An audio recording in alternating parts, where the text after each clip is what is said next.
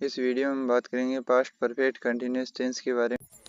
तो इसका प्रयोग तब होता है जब कोई क्रिया अतीत में शुरू हुई थी और कुछ समय तक चलती रही और फिर अचानक रुक गई। इसका मतलब है कि एक क्रिया अतीत में जारी थी और उसे पूरी तरह से समाप्त होने से पहले दूसरी क्रिया ने उसे रोक दिया। जैसे मान लीजिए आप किसी से कहते हैं कि मैं पढ़ाई कर रहा था जब उसने मुझे फ़ोन किया। यहाँ पर हम ये नहीं सिर्फ बताते हैं कि आपने पढ़ाई की, बल्कि यह भी बताते हैं कि वह क्रिया कुछ समय तक चल रही थी।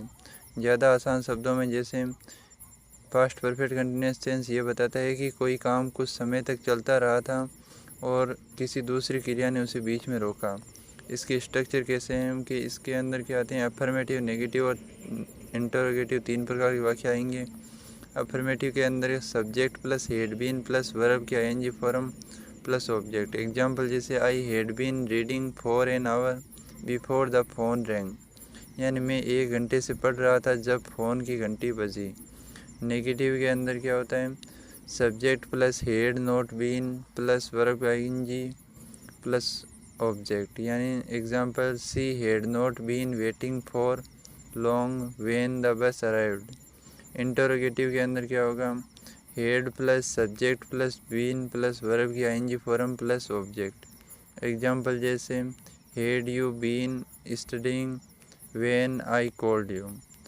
अब पास्ट परफेक्ट टेंस का उपयोग कौन कौन सी सिचुएशन के अंदर होता है। तो पहली सिचुएशन है interrupted action in the past, यानी जब कोई क्रिया अतीत में जारी थी और उसे बीच में रोक दिया गया है। तो यह टेंस ये दिखाने के लिए प्रयोग किया जाता है कि एक क्रिया अतीत में जारी थी और फिर किसी और घटना जैसे फ़ोन का आना या कोई आवाज़ होना ने उसे अचानक रोक दिया। एग्जाम्पल जैसे I had been reading when the phone rang. इस वाक्य में पढ़ाई करना एक जारी क्रिया थी, लेकिन फ़ोन की घंटी बजना ने उसे अचानक रोक दिया है। सिग्नल वर्ड कौन कौन से यूज होंगे, व्हेन जिसका मतलब होता है जब, वाइल यानी जबकि, एज सून एज यानी जैसे ही, बिफोर यानी इससे पहले। इन शब्दों का प्रयोग तब किया जाता है जब हम किसी क्रिया के अचानक रुकने या उसके हस्तक्षेप को दिखाने के लिए करते हैं। एग्जाम्पल जैसे he had been working when I called him. अब समरी ऑफ की डिफ्रेंसिएशन, जैसे अलग अलग टेंस का कंपेयर किया गया है। पास्ट परफेक्ट कंटिन्यूस टेंस के अंदर क्या होता है, क्रिया अतीत में कुछ समय तक चल रही थी और फिर किसी दूसरी क्रिया ने उसे अचानक रोक दिया। और पास्ट कंटिन्यूस के अंदर क्या होगा, क्रिया अतीत में चल रही थी लेकिन रोकने का संकेत नहीं दिया गया है। एग्जाम्पल जैसे I was waiting when the बस फाइनली अराइव्ड, यानी मैं इंतज़ार कर रहा था जब बस आखिरकार आई। और पास्ट परफेक्ट के अंदर क्या होता है, किसी क्रिया में अतीत में पूरी हो चुकी होती है और समय की अवधि पर जोर नहीं होता है। I had waited for an hour before the bus arrived. अब पास्ट परफेक्ट टेंस की अगली सिचुएशन है कि कोज ऑफ पास्ट सिचुएशन और इवेंट, यानी जब हम ये बताना चाहते हैं कि किसी घटना स्थिति के कारण कुछ हुआ था तो हम पास्ट परफेक्ट टेंस का उपयोग करते हैं। इस टेंस में हम ये बताते हैं कि एक क्रिया अतीत में कुछ समय के लिए चल रही थी और उसी के कारण एक घटना या परिणाम हुआ है, और ये कारण और प्रभाव को जोड़ने में मदद करता है। यानी एक क्रिया की जारी रहने की स्थिति के कारण दूसरी घटना हुई है।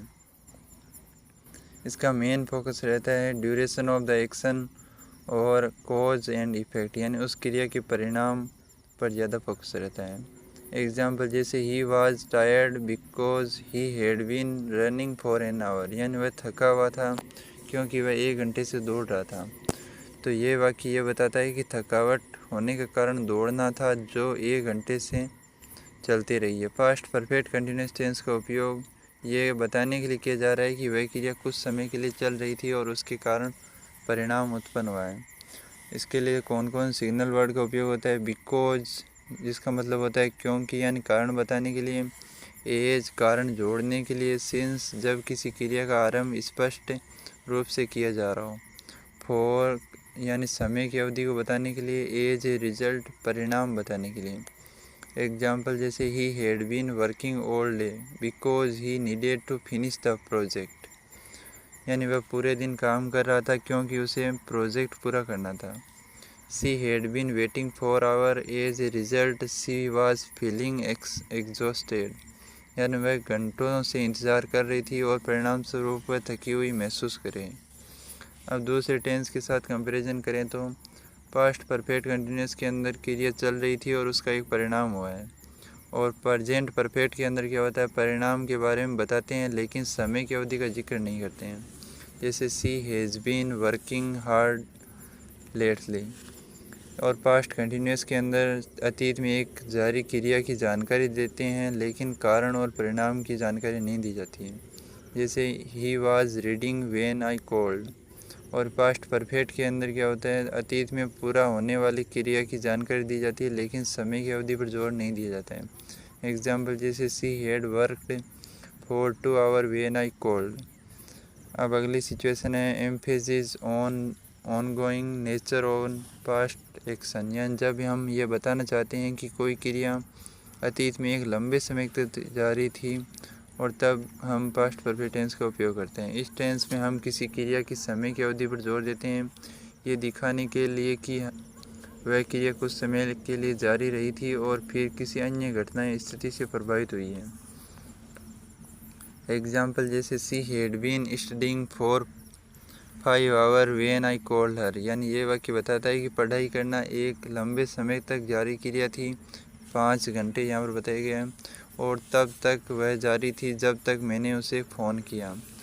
इसके लिए सिग्नल वर्ड्स जैसे for, since, all day, all week, all year और व्हेन का उपयोग होता है। एग्जाम्पल जैसे she had been waiting for hour when I arrived, और I had been working all day when the power went out. Comparison करें other tense से तो पास्ट परफेक्ट टेंस कंटिन्यूस का तो उपयोग होता है जब जारी क्रिया का समय बताता है और यह व्यक्त करता है कि क्रिया कितने समय तक अतीत में चलती रही थी। एग्जाम्पल जैसे she had been studying for 2 hours when I called her. Past continuous के अंदर समय की अवधि पर जोर नहीं दिया जाता है, केवल अतीत में चल रही क्रिया बताई जाती है। जैसे she was studying when I called हर। और प्रेजेंट परफेक्ट कंटिन्यूस के अंदर वर्तमान में चल रही क्रिया व्यक्त किया जाता है, जबकि पास्ट परफेक्ट कंटिन्यूस में अतीत में जारी क्रिया के बारे में बात की जाती है। अब टाइम एक्सप्रेशन जो कॉमनली यूज होते हैं कौन कौन से हैं, जैसे फॉर जो समय की अवधि के लिए यूज होता है। फॉर का उपयोग हम तब करते हैं जब हम किसी क्रिया की समय की अवधि के बारे में बात करते हैं। जैसे he had been studying for 2 hours. यानी ये वाक्य बताता है कि पढ़ाई करना एक क्रिया थी जो 2 घंटे तक चल रही थी और उसके बाद दूसरी क्रिया ने उसे रोका। यहाँ अज्ञात या अन्य घटना का उल्लेख हो सकता है, जैसे फ़ोन आना, ब्रेक लेना। तो फॉर यहाँ समय की अवधि का संकेत दे रहा है। उसके बाद सिंस का उपयोग तब करते हैं जब हमें बताना हो कि कोई क्रिया किसी विशेष समय से शुरू हुई थी और तब तक चलती रही जब, और यह हमें समय के आरंभ को बताता है। इसके एग्जांपल ये हैं all day, all week, for a long time.